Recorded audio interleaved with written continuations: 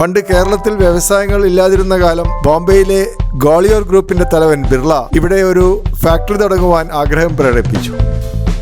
അന്ന് കോഴിക്കോടും കൊച്ചിയിലും വിമാനത്താവളം ഉണ്ടായിരുന്നില്ല. തിരുവനന്തപുരം വിമാനത്താവളത്തിൽ ഇറങ്ങി ഇത്രയും ദൂരം കാറിൽ യാത്ര ചെയ്യുവാൻ ബിർള തയ്യാറായില്ല. അതുകൊണ്ട് കേരള ഗവൺമെന്റ് അദ്ദേഹത്തിന് വേണ്ടി മാത്രമായി ചേളാരിയിൽ ഒരു ഡേർട്ട് എയർ സ്ട്രിപ്പ് ഉണ്ടാക്കി. നാഷണൽ ഹൈവേ ബൈസെക്ട് ചെയ്യുന്ന ഈ താൽക്കാലിക എയർ സ്ട്രിപ്പിൽ ആയിരക്കണക്കിന് മലപ്പുറക്കാരാണ് അന്ന് ബിർളയെ കാണുവാൻ വേണ്ടി തടിച്ചുകൂടിയത്. ബോംബെയിൽ നിന്ന് വന്ന ബിർളയുടെ എഞ്ചിനീയർ ഒരു മടക്ക് കസേരയിൽ ഒരു ബാറ്ററി സെറ്റും റേഡിയോ ഉപകരണവും പ്രവർത്തിപ്പിച്ചു. അപ്പോൾ മലപ്പുറക്കാരെ അത്ഭുതപ്പെടുത്തിക്കൊണ്ട് ഈ കൊച്ചു ഉപകരണത്തിൽ നിന്ന് ഒരു ശബ്ദം മുഴങ്ങി കേട്ടു.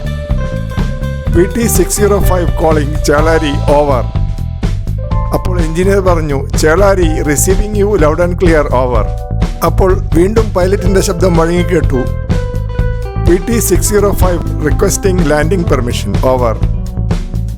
അപ്പോൾ എഞ്ചിനീയർ മറുപടി പറഞ്ഞു, landing permission is given over and out. ഹുങ്കാര ശബ്ദത്തോടെ ബിർളയുടെ കൊച്ചു വിമാനം ചേളാരി ഡേർട്ട് എയർ സ്ട്രിപ്പിൽ ലാൻഡ് ചെയ്തു. ബിർളയെ തൊട്ടുനോക്കണമെന്ന് നിർബന്ധം പിടിച്ച ആയിരക്കണക്കിന് മലപ്പുറക്കാരെ അടിച്ചോടിക്കുവാൻ കൊണ്ടോട്ടി പോലീസ് വളരെ കഷ്ടപ്പെട്ടു.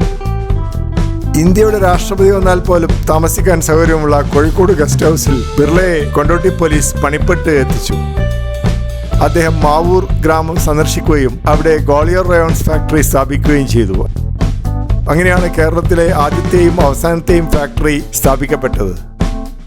ഒരു ഫാക്ടറി എന്നാൽ 500-1000 ആളുകൾ ജോലി ചെയ്യുന്ന ഒരു വലിയ കെട്ടിടമല്ലെന്നും ബിർളയുടെ ഗ്വാളിയോർ റയോൺസ് പോലെയുള്ള ഒരു ടൗൺഷിപ്പാണെന്നും അവിടെ 10,000-ങ്ങൾക്ക് ജോലി കിട്ടുമെന്നും തൊട്ടടുത്തുള്ള പട്ടണങ്ങളൊക്കെ വികസിക്കുമെന്നും മലയാളികൾ മനസ്സിലാക്കിയത് ബിർളയുടെ വരവോടുകൂടിയാണ്. പക്ഷെ അധികം താമസിയാതെ മലയാളികളുടെ സ്വഭാവം മാറുകയും ഫാക്ടറി ഞങ്ങൾ പൊട്ടിക്കുമെന്നും ബിർളയെ ഞങ്ങൾ കെട്ടുകെട്ടിക്കുമെന്നും മലയാളികൾ ശപഥം ചെയ്തു. ആ ശപഥം വിജയിക്കുകയും ചെയ്തു.